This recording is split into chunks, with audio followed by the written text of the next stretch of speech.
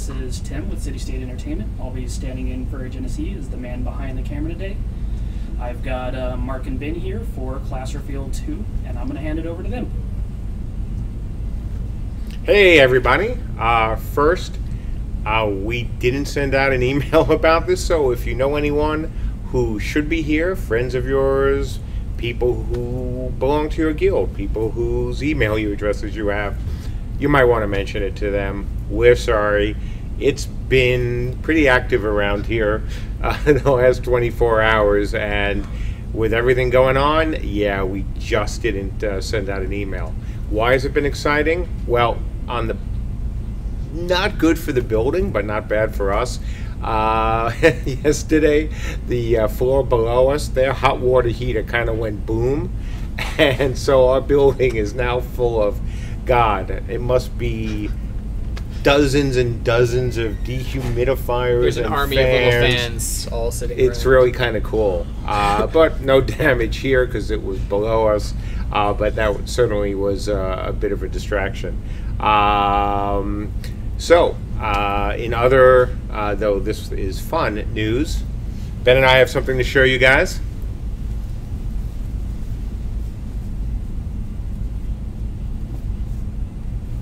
Right. Hey, I thought I was doing... You want to do that one? Okay, Like then that? you do that one. I will do that one. That one? That one. Okay. There we go. They got it. We got it. Our t-shirts, obviously, are now here. The final samples, we hope. Though I think we're going to make a couple quick changes to them. So that and sweatshirt, see? I'm actually wearing it. Will be up in our store soon. And I just realized that I had a call scheduled for today. Oh, I'll call them back. Oops. Okay, class reveal. Let's get to the important news. How'd that boat go? It went, I'm not the least bit surprised at how it went, actually. You know, this was a class that or a trio of classes that I knew you folks were going to be very interested in. I was a little surprised that actually didn't win the first time, because, you know, kind of obvious. It wasn't even close. It wasn't even close. This time it was close. This time it was close. I think it was like 2.5%, you know, difference between the winning trio and the runner-up. But the winning trio is Trio F, and they are, of course, our archers. Ta-da! So if you want to see where they're at, you can go to our website, click on the Camelot Unchained button at the top, and go down to classes. And so here's the trio before. And the trio after. Yes, please. It's archers. So, of course, they're archers. You could tell from the reveal, or from the even the tease, that they were archers. And it's interesting, of course, because archers, in my opinion, were certainly not only one of the must-haves for this game, but in some ways are one of the more difficult non-mirrored class trios, you know, for us to, you know, come up with. A lot of what makes archers different, at least in Camelot Unchained, will be their ammo loads, what kind of, you know, arrows they have. And that's not as easy, certainly, to explain using our user card or user story setup. However, it's not just about the ammo. If you look at all three of these classes, you'll see some very distinct differences in gameplay. So the Vikings, the class is called the Winter's Shadow. And these folks not only are pretty good archers and pretty good at moving around in the snow, but you also see from their reveal that they carry a shield. And archers and shields are not something that you see in a lot of MMOs, right? Yeah, not terribly usually, sometimes here and there. And these guys are going to be very good at skirmishing. These are guys who not only will be able to use their weapon, use their arrows to do damage, but if they get up close and personal with you, they can also hurt you, you know, with their melee weapon and their shield. If you look then at the TDD, the Forest Stalker, you'll see also another, of course, archer class, but with some very unique, or certainly different, mechanics from the Vikings. These folks have some crowd control elements. They get to use the trees as essentially a source of ammo for themselves. So when they're in TDD controlled territory and in a forest, they can literally call on the trees to help them with ammo, and help them as well with some of their abilities, which you can obviously see on the user cards. And the final, and certainly not least of our trio, are the Blackguard. The Blackguard are the Arthurian archers. They arguably have the most powerful bows in the game. They don't have as many unique abilities, or I don't want to say interesting, because they are interesting and they have interesting abilities. They have a much more narrow focus. There's not as much diversity in different situations that they can handle, but they're very good at what they do. Exactly. And so they're kind of cool too, of course, because after all, the Arthurians without a cool bowman would be kind of lame. But again, very different. 3 very different classes that are meant to be played differently. They are, of course, absolutely non-mirrored. You can see that from the descriptions. And just from those cards alone, or those stories alone, not only can you get that feeling, or at least we hope you get that feeling, but even more importantly, if you think about that and now different ammo. Ammo that is not just magic, because we've said right from the beginning, these guys are not supposed to be, mages with bows. They are meant to be played differently than mages. They will have advantages and disadvantages, from the mages. Before we get to questions, and certainly Ben and I are going to talk a little bit more about this, one thing that I want everyone to keep in mind, the questions for today should be focused just on archers, should be focused on what we are talking about here. So try to keep your questions to the subjects we bring up, as well as to what you see on the reveal. So, Ben, why don't you talk for a little bit about, these folks and how they're going to be played? Okay. Well, a lot of the reason that we talked about, currently in the game, obviously, if any of you are in beta or in alpha, and have had a chance to do some of the Friday night fights or in IT and just hang out with us all the time, you see that we have mages in the game right now and we don't have archers. So switching over to committing to having archers as our primary ranged DPS archetype for beta, for our initial launch of beta, means that we have to do something very new and different. And a lot of that has to do with the differences between doing magic and doing archery. Obviously, we'll still have to do magic because we're doing healers, and healers use magic in a lot of the same ways that mages do. But archers are something new and different. So that's a lot of the reason that we're going into this. And so their gameplay is going to, as Mark said, talk a lot about the arrows that they're using, the bow that they're actually using as a weapon, as opposed to mages who they don't use a weapon to invoke magic, and the way in which they go from taking their bow, loading an arrow, drawing an arrow, firing an arrow, as a sort of multi-step process that's different from the way that mages cast spells. And then as well, the differences between the class, the Viking obviously having a more skirmishy, short-ranged, kiting-based class, the Arthurians having more of a stand back and volley at you character that needs a little bit more protecting so that he doesn't have people run up and hit him, and the TDD obviously doing something very different and doing something more of a control type role. And so those different play styles are things that you're going to have to really look at if you're looking at playing an archer, and which of these styles really kind of fits you, because they're going to play in distinctly different ways that are going to be quite unique from one another, and that's going to both play into the way you as an individual play, and if you're playing a different class entirely, the way that your ranged support, having archers in your group, are going to fit into the metagame and the group compositions is also going to be very different. So I think everybody's going to have a little bit that they care about this, whether they're even planning on playing this class or not. Exactly. I mean, again, it's very important for us as designers to be looking not only at the classes as a trio, but, as you mentioned, in groups, right? You know, all these guys, whether it's this reveal or the reveal before with the Devout or the upcoming reveals, we know these guys have got to be able to fit into different groups. You know, will you want one of each if you have an 8-man? Will you want maybe a 9-man or a 4-man or any other number? that we can think of. We want to make all these guys viable. We want every class, whether it is our stealthers, whether it is the archers, whether it is the devout, we want all of them to, be the kind of guys that not only you want to play, but won't feel left out all the time because nobody wants them in the group. And while the archers might not work for every group, depending, as you say, on the style of play of that group, they won't be a class that people will look at and go, well, why would we ever want one of these guys? Yeah, these definitely aren't a pure solo class. Obviously, as you can see from some of the sample abilities we have in there, some of these might be a little bit more solo-friendly than others, as they're not mirrored. But certainly they all are intended to have a spot in a group if there's a group that fits with the things that they bring. So obviously not every group will need them, but they're all meant to have a role that they can play in a group if you build a group with them in mind. And I think one of the things that Ben just mentioned is really important to touch on, and that is whether these guys can solo.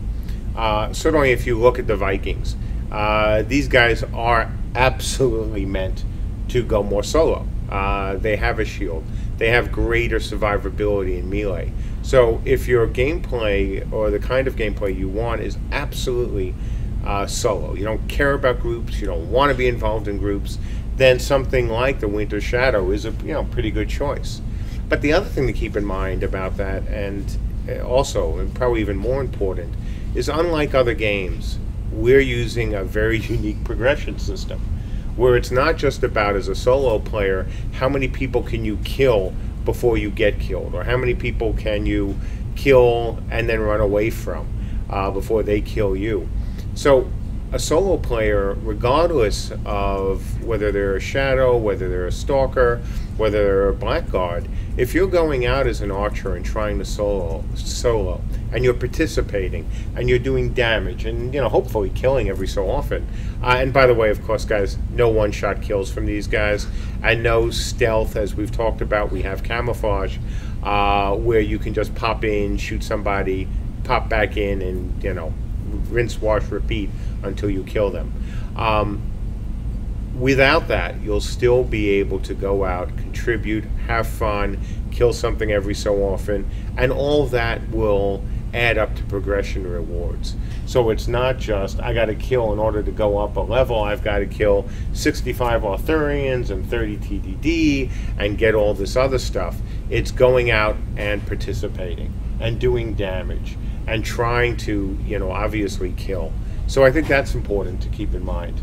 Yeah, like the fact that progression is usage-based and the fact that it's horizontal means that if you're going out and you're trying to do stuff, you don't even necessarily have to be very successful to earn progression. Obviously, being successful is more fun. Being successful is going to get you different accomplishments that will be rewarded in different ways, but it's not the most important thing. The most important thing is just that you're going out and doing stuff. And so long as you're using your abilities are earning proficiency, your proficiency is increasing, that will allow you to unlock additional abilities. And you don't even necessarily really need to unlock a whole ton of abilities before your character is adequately viable, because if that was the case, then what would happen when you start a new character after 6 months after launch? Or we introduce a new class and people have to start playing that class. There's no place to go and level up in PvE to get yourself up to max level before you can jump into this. So you have to start out at a point where you're already a very workable, viable character who can contribute. Exactly. Anything else we should talk about before we get to questions? I think we could probably get to questions. I think there's probably some in chat already there. Yep. Yeah. Quantrill, it's sort of a general class thing, but it relates to archers. Quantrill asks about component-based abilities. What's your vision of pre-made abilities such as divine interventions and death curses? Seems every class is going to have some divine interventions and death curses. What are these? Okay, so the whole concept, again, between DI and DCs and abilities are, these are not abilities in the way that we're describing abilities. Abilities, whether they're based of components or even if we had some other pre-cooked abilities, those are meant to be used all the time. That is how you level your character. This is how you play the game. A divine intervention and a death curse, these are essentially just like in pen and paper games, at least the games that have that, you're rolling the dice because you're about to die. You know, you're rolling the dice knowing that you are absolutely going to die, you're willing to die, and you're going, to hell with you. Oh, that would be the Vikings, actually, to hell with you. And you're calling on these abilities. So keep that in mind. These DIs, these DCs, are not abilities in the sense that they are meant to be used all the time. They will have a long reuse timer on it. So if you use your Death Curse, don't expect to come right back into the game and be able to use another Death Curse or another Death Curse or even the same Death Curse right away, because that would make them pointless, and that would also make them a lot less fun, you know, for other players, right? Well, it would be less fun, and it would also make combat very crazy, because if you were using your Death Curse every time you died, and everybody was using their Death Curse every time they died, and you had a big battle in which people were dying all the time, everyone would be exploding and causing catastrophes and all sorts of the crazy things that happen in these abilities. We don't want those to happen all the time. We want them to be unique and rare and to be used in situations in which you think they will actually make a considerable difference. Because if you're using a Death Curse, let's say, just to spite someone just because you felt like using it, and it's not really going to change the outcome of a fight, that's kind of wasteful. But if you use it in the middle of a fight that's close, you might be able to, even though you died, get that last big hit in, or get that last control bit in that wasn't going to happen otherwise, but you died and you threw that out and you put that little bit of extra effort, and that could actually make a difference and turn a fight. So we want them to be situational and to be used when appropriate, not all the time. Exactly. We've got some combination questions by Unchained and Garbok. Basically, can you talk a little bit about quivers, specifically the Blackguard, because his Death Curse uses those, and how will ammo in general work? Ammo in general right now is really broken up into two different types. We've said, and we've talked about this on the forums as well, that basic ammo, you're going to be either able to carry an awful lot of it, or it will be just something that you can have in an unlimited amount. But these are very basic, arrows. These are just like, melee fighters. You don't want to always be running out of your basic. If your sword broke every battle, nobody would want to play a melee guy. And it's the same with the archers. We know that you can't carry 3,000 arrows. I mean, that would really break the whole encumbrance thing that we've talked about from the beginning. So you're always going to have a basic or a supply of very basic arrows. However, the more powerful arrows, the arrows that will be made by crafters, those things, you're going to have to carry like an inventory item. Now, will it be 50 or 100, whatever the number is? That's obviously something that we have to, work out during beta. But they are two separate things. You will be able to, at least right now, always have an arrow that you can shoot, because especially in the case of the Blackguard, if you couldn't carry enough arrows to go out into the woods and actually do something, there'd be nothing else for you to do, and that would get obviously pretty boring. So look, there's a fine line there. We know we've said no hand holding, and I think this is a good way of saying, yes, the more powerful arrows, the arrows that you're going to want to use most of the time, you've got to be smart about. But there'll be plenty of opportunities to use the basic arrows, quite effectively. And we've also talked as well about carrying essentially components that you can use, as an archer, that are made by crafters, which you could then assemble. You can't do it during a fight, but during downtime, you could assemble those components into additional arrows that you could use, after the assembly. Yeah, there's a few of these details that we still have to work out the exact functionality of, but the general idea is that we don't want you just running out of arrows, not at least very often. We want to allow for that because it means that you do have to consider your ammunition, but we don't want that happening all the time. We don't want it to be a huge limiting factor where you're constantly worried about every fight I use up all my arrows and I constantly have to go back and get more. So if you're carrying around enough extra arrows, if you're playing a forest stalker and you're getting free extra arrows because you're in a forest, or if you're just carrying around some of these components in your backpack that you're like, hold on a minute, let me put together some more of these and fill my quiver back up. there need to be some methods that happen there, just exactly like Mark said, just like a sword. Like if your sword breaks every fight, you're not going to want to play this game very long. So there's going to be enough of a cycle there that you're not going to have to worry about it on too frequent of a basis. And how frequent that is, that's something that's going to have to come out through testing, because we could just make up a number right now, but we haven't tried it, and we haven't gotten all of the complaints that say people don't like it that way and make it longer, or I never have to worry about arrows, why do I even care, and so make it shorter. So we'll play with that some, and it'll be something that no doubt goes back and forth. So the first time we do it, if you guys are out there playing the game, keep in mind this is something that will change, because we're just going to put it in the way that we think it will probably go, and then it will adjust from there. We've got a bunch of questions about salvaging and recovering arrows from the dead. Can you use enemies' arrows? I know we talked a little bit about picking up pieces, parts as you go, but what about maybe using another realm's arrows?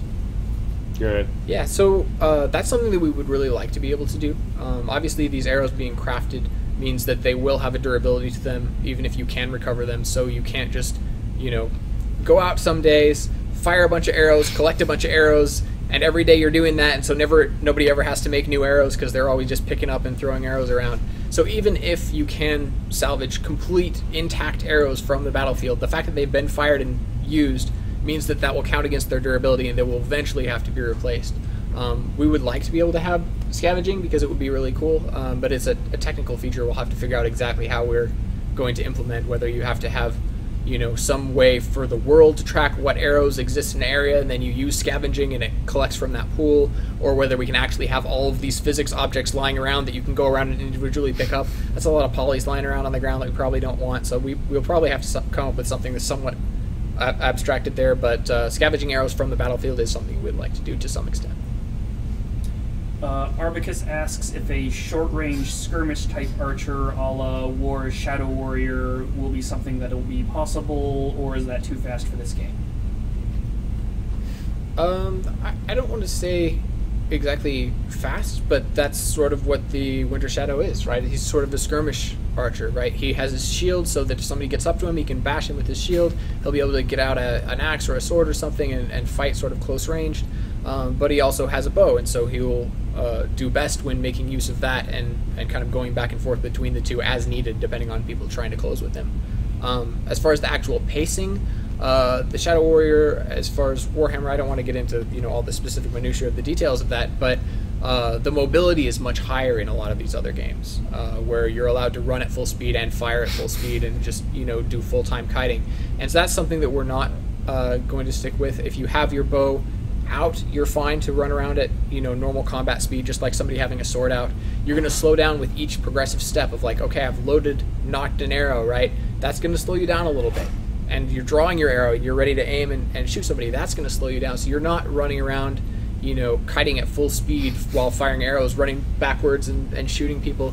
It's going to slow it down a little bit more than that. So it's going to be a bit more tactical. You're going to have to be somewhat more careful, but not as much as a mage who has to really stand in a fixed location and use spells and then stop in order to move.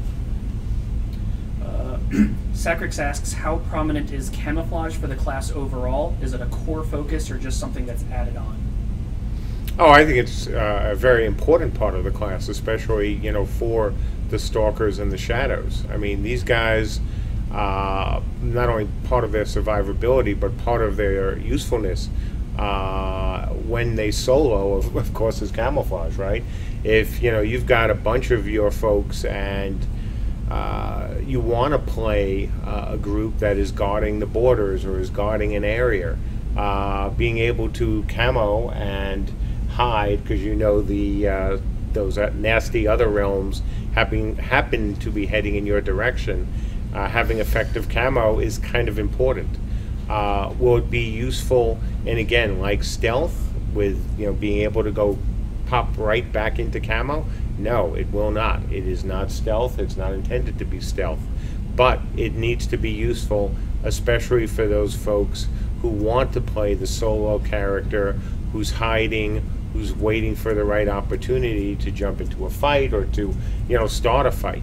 So yes, it's important. Yes, it's going to be something that factors heavily into their makeup, but not in that sort of way of other games of popping out of stealth, taking a shot at somebody, and then popping right back in. That is not part of how camouflage is going to work in this game.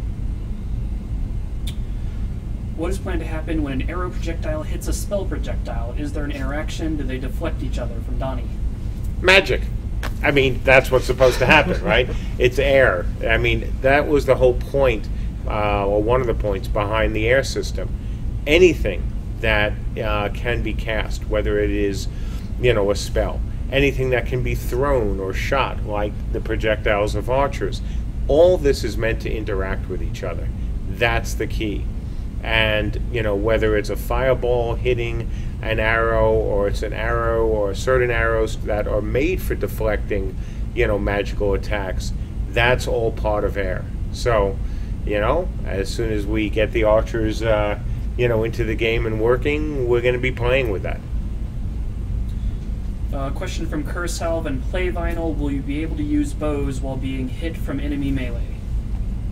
Archers obey the same disruption rules that everyone in the game obeys. So if you're taking damage, it's not just the damage you're taking, but the disruption damage that you're taking. So depending on the disruption health of your ability, you might be able to survive somebody hitting you, assuming they're not hitting you with a lot of disruption damage. If they hit you with a lot of disruption damage, your ability that you're in process of is going to be interrupted, and that may have a number of very bad effects depending on the components that you're using. But in general, you don't probably want to be hit a whole lot while you're using bow abilities, in the same way that you don't want to be hit a whole lot while you're using magic abilities. But you could do that, if you're in a good fight and you think, well, boy, I'm about to die, but I think the other guy's about to die, you might take the chance rather than trying to put away the bow and draw, a weapon, or even run away and not use a death curse or DI, to hope that the guy won't get enough disruption damage to block the shot that might kill him. Right? Yeah, certainly. So it's not something that's just binary one or the other. Exactly. This is not a full hard interrupt system where anything that touches you interrupts every ability that you're using. There is a wide range of how easily disrupted your ability is based on the components that you use to create it, and then there's the possibility space of how hard is that guy going to hit me with something that actually tries to disrupt me. If he's just trying to do pure damage, he might not be disrupting you that hard, and you might be able to get some of your abilities off. So there's always that chance. Exactly. Because we don't want a game where somebody breathes on a mage, somebody breathes on an archer, and all of a sudden they can't use their attacks, because that would be silly. That's not, good RPS, especially nowadays. Yeah. Fixian asks, will archers have access to melee weapons? Will the weapons available be different depending on realm? They will have melee weapons. We don't list everything. Obviously, we're just giving you a few samples in these reveals, so that's not comprehensive of all the things that they can do. We're just kind of trying to give a few of the highlights that give you a flavor of what this class is generally going to play like. Everyone can use weapons unless specifically stated otherwise. Yep. Where we say, this guy specifically can't use this, or this guy specifically needs to use this. In the case of some abilities that require specific interactions with specific weapons and things. But yeah, archers, if you want to pick up a sword as an archer, you can definitely do that, and you probably should in most cases have a backup weapon, even if you're not highly specialized into that, like the Blackguard. Like, you probably won't want to carry a secondary just so that when somebody gets up on him, he can hit them with a weapon and fight back, which will probably be a lot better than him just trying to point blank shoot bow abilities back at somebody who's hitting him with a melee weapon.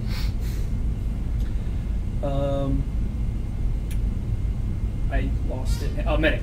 Medic asks, will archery shots target body parts? Yes. Body part targeting is a part of a lot of abilities. Archery is definitely one of those. We're currently in the process of working that into our system. Obviously, as you've seen, we've done a little bit of testing with wounds. We're going to be expanding on that, getting into wounds to different body parts, and then we're going to get into the ability components that use those body parts as specific targets. But we're also trying to integrate our physics system into that as far as validation is concerned. So if some guy is peeking up over the top of the wall and you're trying to shoot at his foot and you can't see his foot, you can't hit it, just because physics says that you can't. But you're still going to be able to bake into your ability that you intended to do that. So if you can hit somebody and you can, have physical, line of sight to those body parts, that you can hit them. So we're going to try to work that out, but that is, again, another work in progress thing. But yes, just the general short answer of, can I target with archery different body parts? Yes. JK wants to know if I'm going to stop ignoring him. Never. That's the question? JK's question is, Blackguard Divine Intervention indicates that it can target someone in camo. How do you prevent that from abuse by mods? So Abuse by who? from UI mods. He's talking about being able to like hack the UI and find people who are in camo. It's a specific attribute of that ability. So when that ability is triggered, that will find the person who is in camo. This is again going into the intricacies of the stealth system in general. I mean, camo is not the same as stealth because it has different restrictions, but it follows the same underlying system as far as the code is concerned for, can your client have knowledge of other characters who are in stealth? And the answer is no, because that would lead to radar. So in that way, stealth and camo are basically obeying the same systemic rules. And so different abilities violating those rules and allowing you to detect people or allowing certain abilities to work, it's a message from the client to the server that says, I'm going to try and use this ability. Can I do it or not? And then the server has to be authoritative on whether that's possible to hit somebody who is, stealthed, or to be able to detect somebody who is, not necessarily there because the client doesn't even know about it. And the thing as well to keep in mind again is that the DI ability is not an ability that is meant to be used all the time. It is something that, again, will have a very long reuse timer. It is not something that you're going to, in a single battle, or even multiple battles on the same day necessarily, be able to use. And it's so important to keep that in mind. Otherwise, there might be issues, but this isn't one. This is not going to be a problem, because again, these things are not meant to be used a lot in a single day, let alone a single battle. You will not be able to use Death Curse. I can guarantee you won't be able to use Death Curse twice in one battle. It will not happen. Aces High asks, you talked about progression as, like, let's say Winter's Shadow, you want to train your bow abilities, but because of being forced into defense, you are required, in order not to die, to use your shield as much or more than your bow. Will there be a way to counter this unwanted training of skills?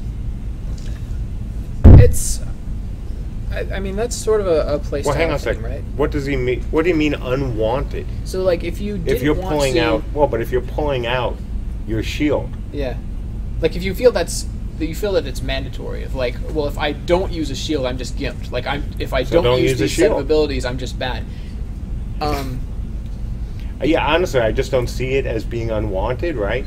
If you don't want to level up anything in the game, we could say, well, no, you can turn off leveling. So I don't think, honestly, I think if you pull out your shield, it should level.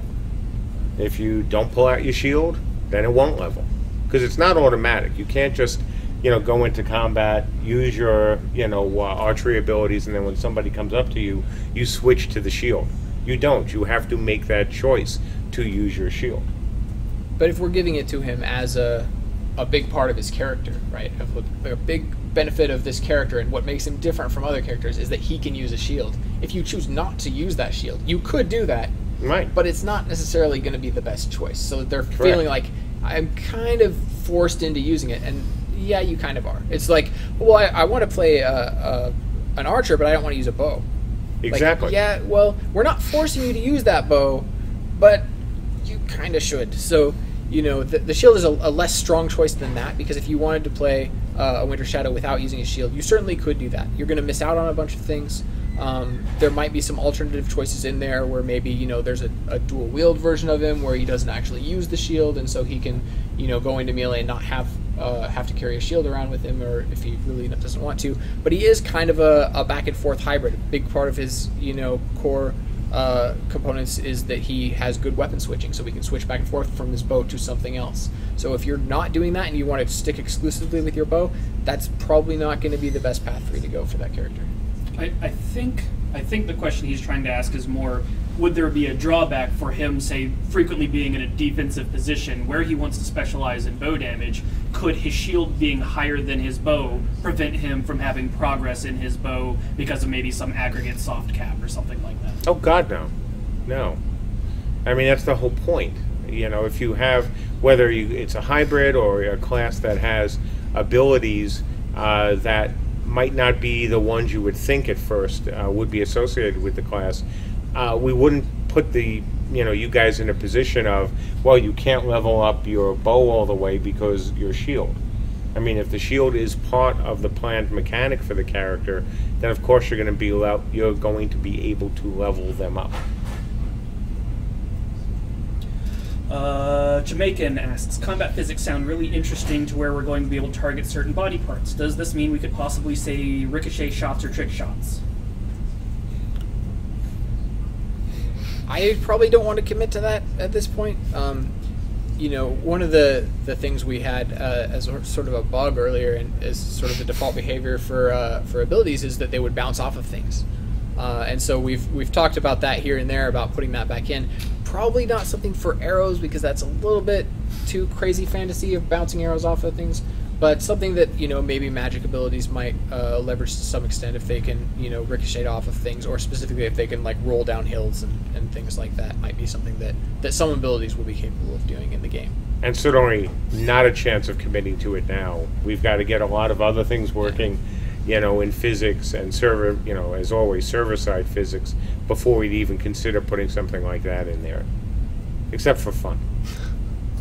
Sakrika asks, how do you visualize the Archer into a visual game? For example, I just scrolled, hang on. Heavy War Arrow does extra disruption damage. Will the arrow glow a different color? How will victims know that that is a highly disruptive attack versus a high damage attack? Will there be a floaty rune system like the mages, etc.? For certain things, we'll do callouts. Probably not for things that are just on a sliding scale like that. Can you tell the difference between a sword attack that does 10 damage and a sword attack that does 15 damage? Probably not visually. You're probably just going to get hit for an amount of damage, and then you can tell how much damage you just took. So not everything is going to get that level of differentiation, but something that's going to have a really special effect, like on the Forest Stalker, if they're attaching plants to their abilities, you might see that arrow looks like it's got some vines trailing behind it or something, so that you can tell, oh, that's something that's actually got a very unique and different gameplay effect, as opposed to something that just has a slightly different stat or a different amount of damage that it will do. Or flaming arrows or things like that, which sure. you really... anything with a different effect. Exactly. Where you really want to call it out. And it's easy to call out, right? Because it's very... If something's going to be hard to see and distinguish in melee or in combat, the odds are it's not worth a lot of effort. But if it's things that can easily be well represented by Mike, through particle effects or any other system, or just simply building bigger projectiles, right? Arrows don't necessarily have to all be the same size. Paul's question got a +1, so we'll go with that one. Will archers have the longest range in their realm for the 3 classes, or will some mages have longer range than their realm's archer? Maybe. And the reason for maybe is one of the things we've talked about from the beginning. We're not trying to dodge the question, honestly. Is what role will mages have in siege combat? And the plan still is, of course, for mages to be very effective in siege combat. And if that's the case, spells like the fireballs you've seen during testing, or things that have a long and very high arc, you could argue that they have a greater range. They're traveling a greater distance. Now, these spells will be most likely nigh to useless in non-siege situations, because they'll be slower. They'll be cast from a long distance. So you can argue that they might have the longest range in the game. But in group combat or in, one-on-one combat, you would never try to use one of these spells. First of all, they take forever to cast, and you can just, kind of move away from them. So that's why it's not an attempt to dodge the question. It's just when you have a system like ours where you can have mages do things that they don't normally do in other games, when you have spells that don't act like spells in any other game, the concept of who has the longer range is not, one that's easily answered. And highly situational. Yeah. Like, in specific situations, there will be a yes or a no answer that's very clear on that. Like, probably the biggest thing to differentiate is to say that arrows are very fast-moving projectiles, and so they're very effective at player targeting, whereas spells, might have tracking and might have more power to them in some cases versus some situations, but they're not going to, if they're a tracking projectile that ignores gravity and the mage has to, use in such a way, they're not going to go as far. And so if you're going to use a big siege ball or something, that's going to go pretty far, but it's still going to move very slowly compared to the travel speed of an arrow, so it's not going to be as good at like anti-personnel type situations. And so there's a lot of differences. Now a mage could still cast a giant firestorm in the sky and then have some group of people pushing it in a direction, and like, does that have a long range? Well, yeah, it goes really far and it covers a giant area, but like, we're not even talking apples to apples about the same things. So it's a very hard question to answer in that way. The one thing I will say, and probably should point out though, is that range in our game is very far. So if you're used to playing these games that have a max range of 30 meters, 60 meters, whatever, our ranges are typically much farther than that. So when you talk about who has a farther range, it's like, well, engaging someone at max range means you're shooting things so far that your accuracy is going to be fairly inconsistent when it gets to using those abilities. So where it becomes effective is on a much more sliding scale. As things get closer to you, the time to hit, because projectiles are not hit scan, they're actually traveling through the air as physics objects, the time to hit becomes much shorter, and so the effectiveness goes up. And so fighting even at max range is not necessarily going to give you the results it would have in another game in which, as soon as somebody steps into range, everything is functioning at max effectiveness. Tizik asks, generally speaking, how are archers going to be desirable overtaking their mage counterparts in a group versus group situation? Okay. So archers primarily deal physical damage as opposed to magic damage. There are some fundamental differences there where it depends a lot on armor, because arrows primarily using piercing damage need to penetrate the target's armor. Heavy armor is good at resisting piercing damage, cloth not so much. So depending on the targets that you're selecting, the groups that you're tending to fight against, the more heavily armored they are, the less effective archery is going to tend to be. Magic doesn't care about that so much. It cares about magic resistance. It cares a lot about the engraving system that we're going to be talking more about here in the future, and just the general magic resistances that targets have. So somebody who's in very light armor still might have very good magic resistance, and so a mage might be having a very hard time with somebody that an archer would have a real easy time with. So it depends on the characters.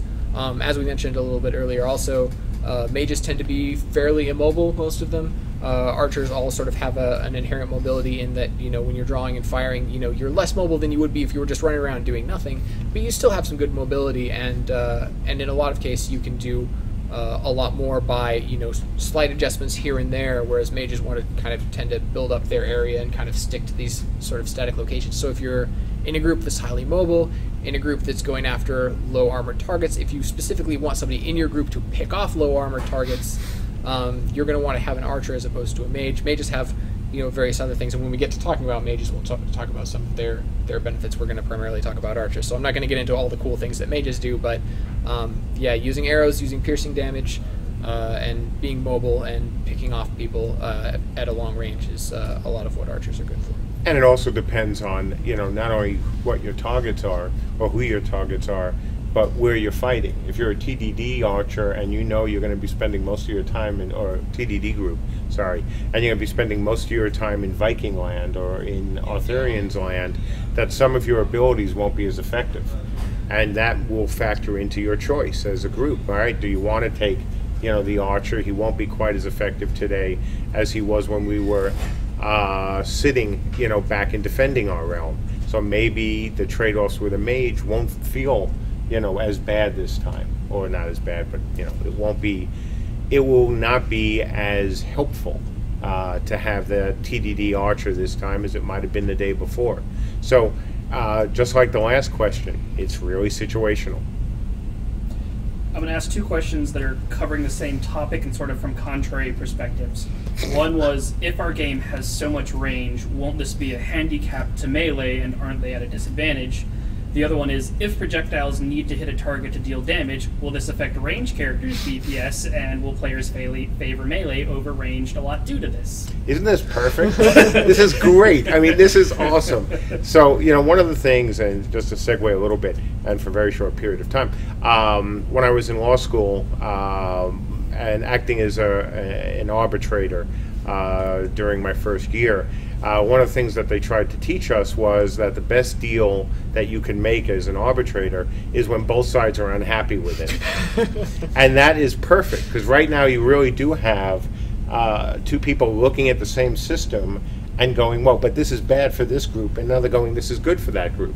So, and that's where it's really fascinating. The game is balanced when everyone is overpowered. Exactly. So that's the best part of this kind of a system. So, if melee combat, or I should say, if range combat is very powerful, if it is always tracking 100%, if it's not projectiles but really spells, then you'd be absolutely right. Melee characters would be in a lot of trouble depending on what other survivability or what survivability abilities we give them, right? But in this game, with projectiles tracking but not tracking like the latest and greatest homing missile ever invented by man, you're going to have as a melee character the ability to just get out of the way, to dodge some of the abilities, not by bunny hopping, or not by active dodging, you're not and double rolling, tap, dodge, roll, double or tap, anything. and all that, but by using the terrain. Yeah, you can certainly hide behind rocks and trees and things and move, and that's something we even see quite a bit even versus Magic with the long ranges that Magic has in the current version of the game when we do playtests, is that you have to take into consideration if you're just in the middle of an open field and there's a melee guy who's way out here and there's a mage who's way out here, melee guy's going to have a pretty rough time. But again, that's in the current version of the game. We don't have armor, we don't have damage resistances or anything. So as don't have shields working. Yeah, we don't have shields. So yeah, imagine you're a melee character with a shield in heavy armor, and arrows are just going to be, getting stuck in your shield and bouncing off of you as you're closing on this guy who's just like frantically shooting arrows at you, and like you're going to have a pretty easy time closing up to him. But if you don't have very good damage resistance and a mage starts throwing stuff at you, you're going to not have as good of a time. So, there are situations where it's good and situations where it's bad. But just as a general principle, because melee characters tend to wear heavier armor than non-melee characters, except for stealth, but you have stealth, you don't have to worry about this as much. If you're just running around in heavy armor, you have an inherent advantage against arrows, because arrows are physical attacks. So that will help compensate for that a bit. And one of the things that we talked about actually before this was the idea of looking again at arrows as not being magical spells. They can't go through trees, they can't go through rocks, they can't go through anything else that exists in the world. So yes, if you're on a totally open field, you're going to be in a bit of trouble. But if you're in the forest, and even if you're in a TDD forest and the TDD have the archers have advantages there, they can't just shoot you through the forest. These projectiles still have to pass through the trees. So even if there's a longer distance for you to cover, you've got cover. You've got things that can deflect and can absorb these arrows. So trade-offs, always. I heard something about piercing damage, so if this has been answered, just let me know. Odovic asks, will arrows be able to pass through a low armor enemy doing damage, like in his hand, and hit a second target in the leg? No. We have absolutely, no plans yet to implement something like that. Is it something that we could always look at in the future? We could look at in the future? Maybe. But let's get it. Let's get the system working where we can actually shoot an arrow and hit the intended target before we worry about if that arrow then could pass through the hand, continue its flight, and move on to another target. Though I'm sure Rob would be fascinated to try to figure out how to make that work. On that vein, JK asks, given the amount of tech to get archers right, will we see them in the game soonish? Also, will NPC bunnies have camo? Look, I've said this before, and I'll say it again. Camo for bunnies is confirmed. I think bunnies will have fairly high concealment. Yeah, I think so. I'm not sure if they will actually use camo, but they could. Well, I think we, should give them the ability to use camo, make them, and possibly, we should level them up and give them, big teeth and things like that too. Okay, that might be going a bit much, but it's not actually far-fetched that bunnies would use camo. Just throwing that out there that they could. They certainly will have relatively good concealment because they are small. So, to give it a somewhat serious answer to a kind of ridiculous question. So tech and archers. So tech. Yeah. I don't have a timeline. Obviously, we had archers in the game. Some of you may or may not know. We had archers in the game a while ago and actually started testing them out and found that we had some core issues that we couldn't resolve at that time because it would have taken a lot longer of engineering time when we would have had to push out the schedule on some of our other things that were higher priority. So we kind of took them back out and have them slated for a kind of pass 2 before we get them back in. We have a lot of the animations ready. Once we get some of the more animation stuff working, we have to do a bit more work on our stance system, and we need to work on some targeting related things, and a couple of things we're not even talking about yet before we get some of the cooler and more unique features of archers in that we'll talk about later. So I don't know if we have even on the schedule when the timeline is between now and beta, but this is a beta feature. So absolutely. Beta will not begin without this working. Sometime between now and beta, this will happen, and it will probably happen, as with most things when you guys are in these playtests, in small progressive steps where it starts out and it's kind of wonky and doesn't work very well and doesn't do very much, and it gets a little bit better and a little bit better with each playtest until, by beta it's going to be solid and fun in a way that, we get a lot of good feedback and have a lot of iteration time on. And again, that's exactly why we picked them as one of the opening because trios. They need it.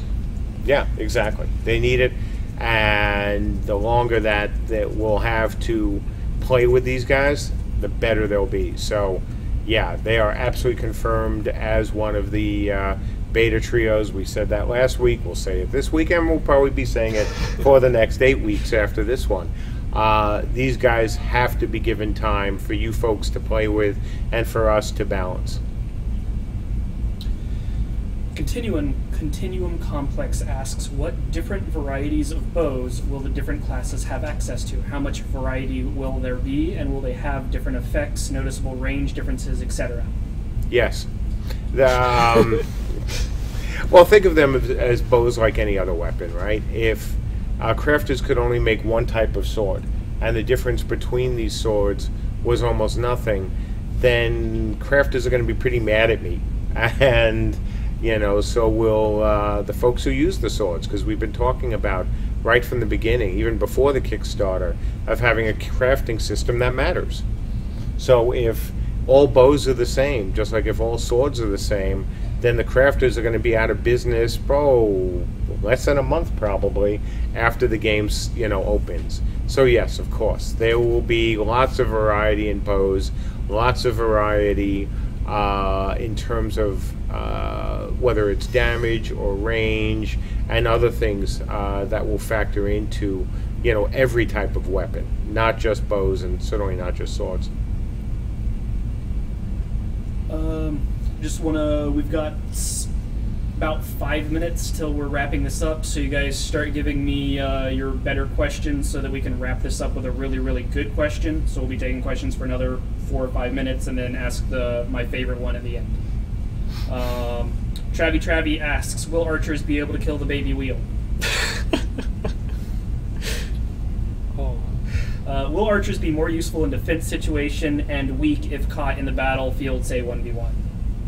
Well, I think we've covered that. It depends, one, on the archers, and depends on how you want to look at weak. I mean, honestly, 1v1, will the blackguard going against, the best damage-dealing melee character be in trouble? Well, sure, of course. On the other hand, will the blackguard one-on-one versus a mage who's geared, ability-wise, for taking sieges, will he be more effective? Yes, he'll be more effective because his abilities are geared to kill other players. So, we don't want these guys as a weak class, but we don't want them, obviously, as a class that can stealth, come out, one-shot you, and then go back into stealth. And fortunately, there's a huge gap, between useless and OP. And that's where we're going. Yeah, this is the same RPS question when we talk about any class. Like, is this class good at 1v1? Sometimes they're good at it, sometimes they're bad at it. It depends on if they're in the positive side of the rock, paper, scissors arrangement or in the negative side. Some classes are going to destroy other classes, and those classes that are getting destroyed by the one class are going to destroy in turn other classes. And so it's not as if anyone is specifically great. And we're not even talking about, just going out and soloing, because soloing is obviously, kind of a niche thing that not everybody's going to be great at. But just when some guy catches you and, one single enemy in the middle of a large fight runs up to you and starts attacking you, or even starts from range attacking you, dealing with that situation where you're only, at the moment, concerned with how you're going to respond to a single attacker, there's going to be different relationships and there's going to be different targets, so you're going to have to be very careful about who you select as a target and who you specifically stay away from, because if they get on you, you're going to be in trouble. Okay, I'm going to ask this question, and the next one will be, I'm going to look through and find my favorite. So there's been a bunch of questions about camo. Homestar asks, can you elaborate on camo, how it'll be cast, what it'll look like, will players be able to travel in camo, similarity to differences to stealth? Well, I think actually what you just asked highlights some of the differences in stealth.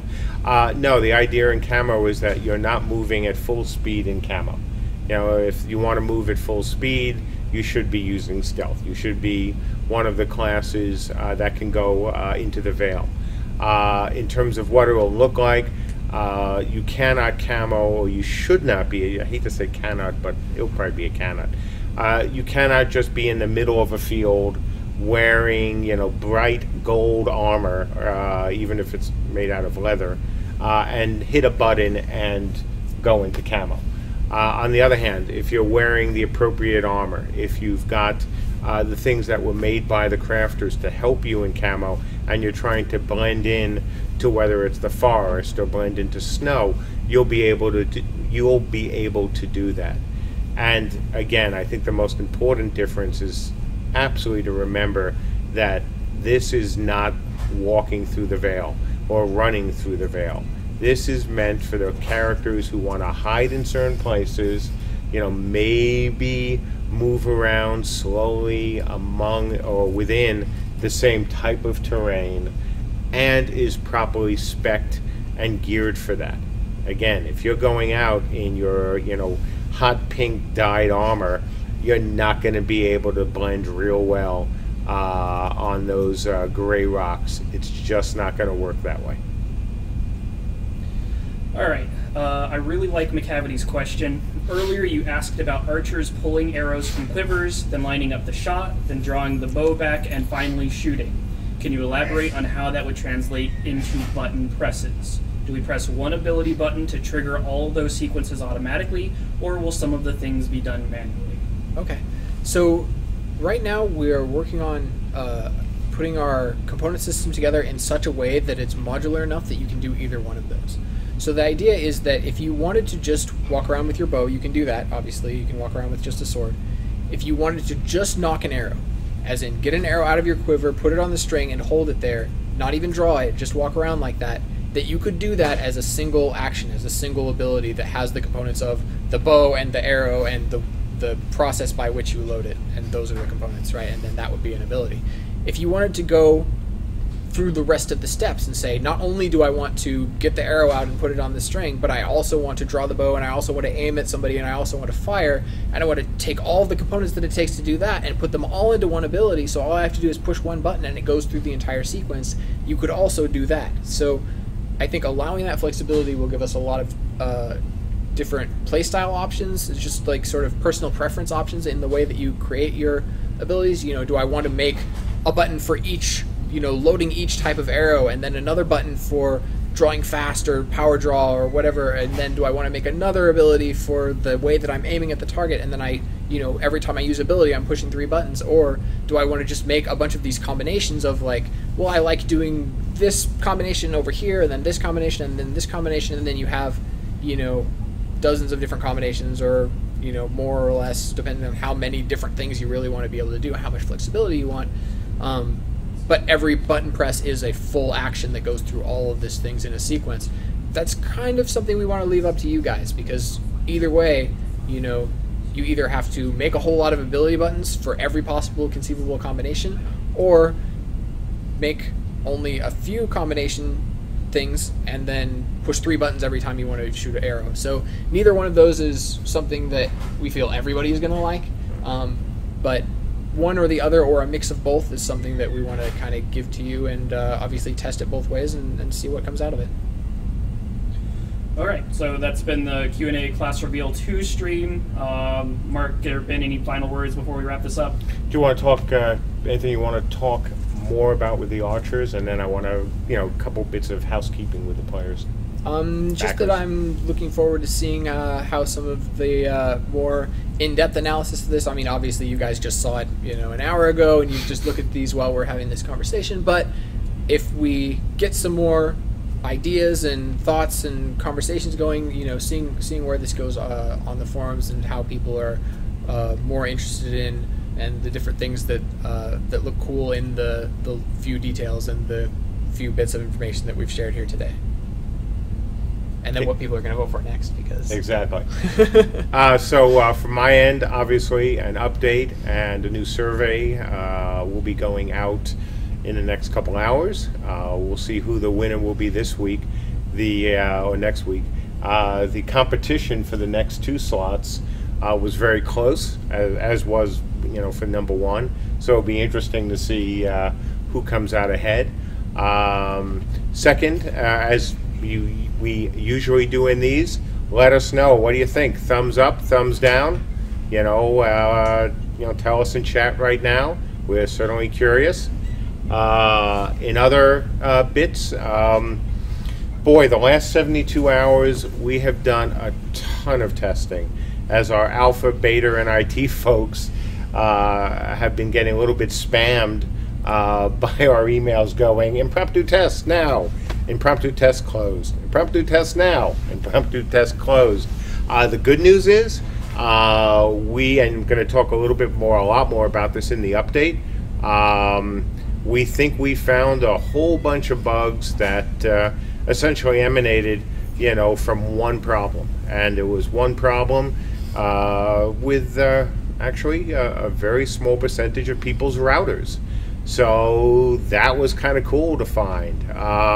Also, we're currently testing, and I think it's still up, right, Tim? Yep. Testing a fix to chat. For those guys who have been in our, alpha tests, that every so often chat decided to just disappear, and we had to switch to WebSocket chat. Well, we think we found certainly one of the fixes, this week, and we've been testing it. So far, so good. If it goes well over the next couple hours, we'll put that up for another alpha, beta, and IT weekend to see if it can hold up over the entire weekend. So testing has been, just really good. So, anything else? I think that's good for now. I think that's good for now. Okay, folks, so as always, thank you very much. Thanks for the support. Thanks for listening in. Let us know what you think on the forums. And good luck if you folks get your favorites or favorite for next week. Have a great weekend, and look for the update from us